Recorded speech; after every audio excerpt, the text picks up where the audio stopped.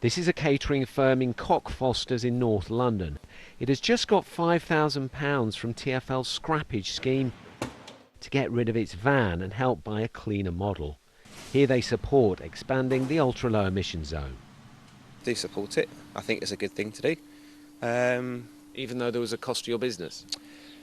Yeah, I mean, obviously, as business, there is costs always. For us, it's enabled us to be able to get the van we needed.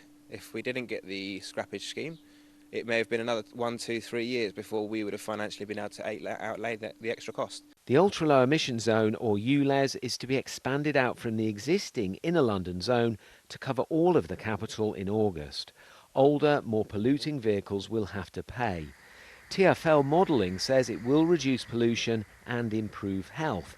And money is now available to low-income Londoners, charities and small businesses who want to get rid of non-compliant vehicles. £2,000 to scrap a car, £5,000 a van.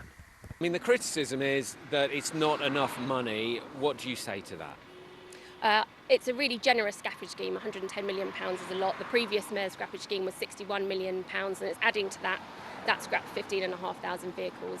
The mayor's continued to ask for funding, as has been provided to other cities for clean air zones, but with the £110 million scrappage scheme, it is a generous scheme, and we think that will be enough to get us to launch and continue to support people in the run-up to uLEZ expansion. But we keep the scheme under review. 4 months away from uLEZ expansion, and it is facing opposition as well as support. This was a demonstration against it last Saturday.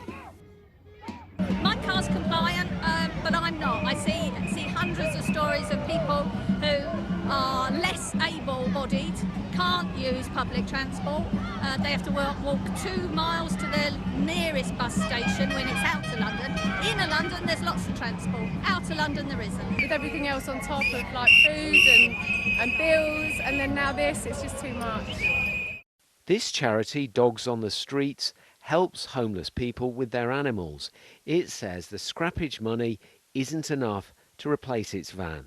To actually have to find extra funds where we desperately need it somewhere else within our charity, our veterinary bills, our sanctuary costs, this could potentially put us under financially.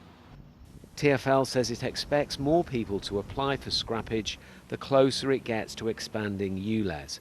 5 councils have taken the expansion to court. The mayor says he will press on.